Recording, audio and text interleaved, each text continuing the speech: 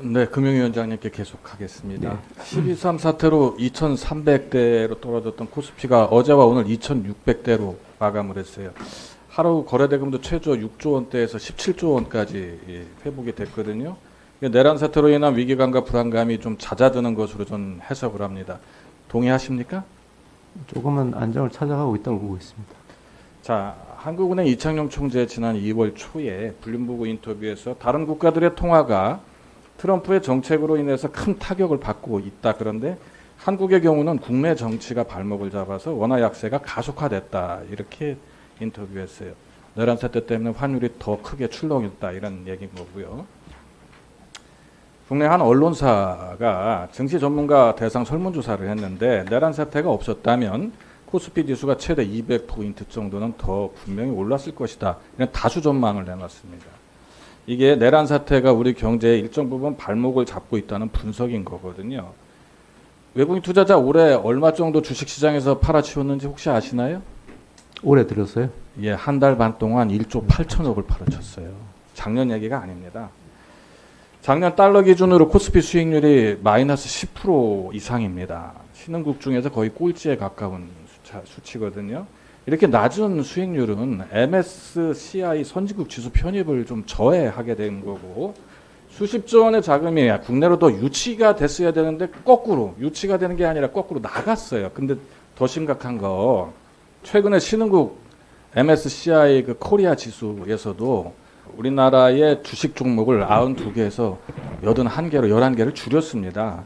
이건 뭘 뜻하는 거냐면 앞으로 더 줄여나가겠다는 거거든요. 해외로다가 돈이 더 나간다는 뜻을 얘기하는 거죠. 이 가뜩이나 이게 투자 매력이 떨어져 있는 상황인데 이런 내란 사태 때문에 정치 불안이 더 많은 투자자들이 해외로 빠져나가게 하고 자금의 유출을 부추기고 있다. 제 분석에 대해서 혹시 반대 의견이신가요? 대체적으로 맞습니까?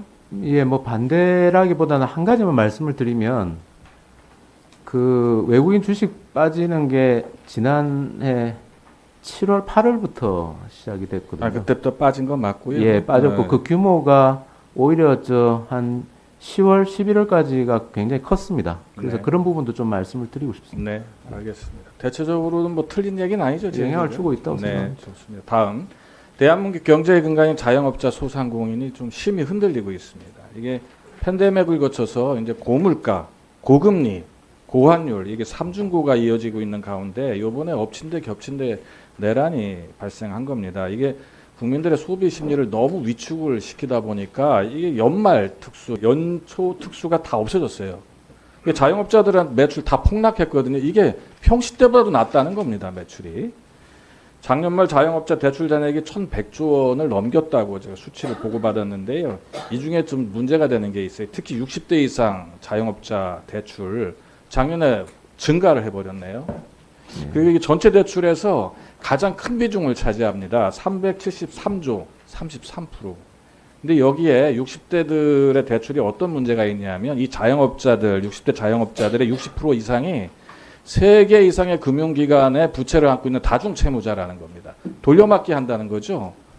이게 굉장히 극한 상황까지 내몰리고 있다는 것을 나타내는 객관적 지표가 될 수 있습니다. 근데 이제 금융당국의 정책이 좀 더 실효적이어야 되겠는데 좀 요식적인 것이 아니냐 이런 생각이 들어가는 게 정책 서민금융 총 공급 규모를 10조에서 11조로 늘리겠다고 해요. 다행이긴 한데 전체 1,100조가 넘는데 금액의 차이가 너무 이게 조족지혈이 아니냐 이런 생각이 들고요. 이게 서명대출 상품 햇살론 이 상품들 대출 한도를 상향시켰다고 하지만 너무 미미합니다. 2,000에서 한 2,500 수준으로 늘어나는 건데 근데 게다가 근로자 햇살론 지원 금리가 너무 높아요. 11.5%. 이거 햇살론 15라는 거는 15% 이자로 하겠다는 건데 이자가 15.9%. 이거 16% 아닙니까 이거? 햇살론 뱅크도 8.1%입니다. 이런 거 서민들이 감당하기 좀 어려운 고금리다. 이렇게 생각이 듭니다. 고령층 다중채무자들에게 도움이 되는 맞춤형 금융지원 프로그램이 좀 필요하다. 이렇게 부탁드리겠습니다. 이거 하고 위원장님 저 시간을 요청한 적이 한 번도 없는데 한 30초만 더 주십시오. 끝내겠습니다. 자 다음 건입니다. 대체거래소 점검 사항인데요. 3월 4일로 대체거래소 도입이 예정돼 있습니다. 그렇죠? 예. 현장에서 불안하다는 말이 계속 나오고 있어요. 이거 본 의원이 지난 국감 때 굉장히 강조했던 거거든요. 이 대책으로서 참여 증권사들의 시스템 전수조사해서 문제가 없이 잘 준비해달라고 이렇게 제가 몇 번이나 부탁을 했습니다. 근데 점검을 맡았던 금감원이 이 담당자가 뭐 이 보직 이동이 있었나 봅니다. 그러다 보니까 서면 심사만 하다가 2월에 겨우 전수조사 시작했는데 불과 2주 했거든요. 이 정도로 국민들이 안심하고 대책을 할 수 있을지 저는 좀 의심이 많습니다.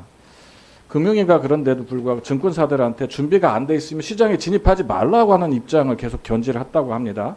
근데 사고가 나면 개인 투자자들이 대규모로 피해가 이어질 텐데 이거 너무 무책임한 거 아닙니까? 대체거래소 자본시장 선진화를 위한 새로운 도전입니다. 그리고 시도입니다. 개인 투자자들의 피해가 없도록 제도가 제대로 안착될 수 있도록 철저한 준비를 촉구합니다. 예, 알겠습니다. 그 답변 짧게 좀 드리겠습니다.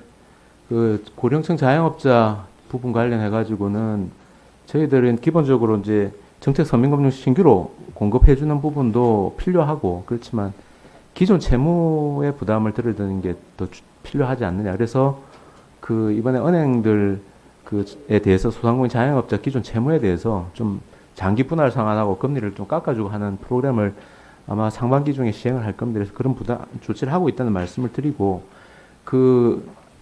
대책의뢰소 관련해서는 저희들이 점검한 결과를 보면 시스템 중에서 증권사가 준비해야 될 시스템에서 좀 준비가 덜 된 증권사들이 좀 있습니다. 그래서 거기는 어차피 준비가 덜 된 상태에서 들어오면 안정성에 문제가 있기 때문에 확인된 데가 먼저 들어오고 그리고 이제 준비되는데 확인되는 대로 추가로 들어오는 방식으로 해서 우리 의원님 우려 부분도 없도록 저희들이 관리해 나가겠습니다. 알겠습니다. 예. 제가 하고 싶은 얘기 좀 예, 굉장히 예. 많은데 시간 제한 때문에 자세히 알겠습니다. 유념하겠습니다. 제가 내면 더 하겠습니다. 예.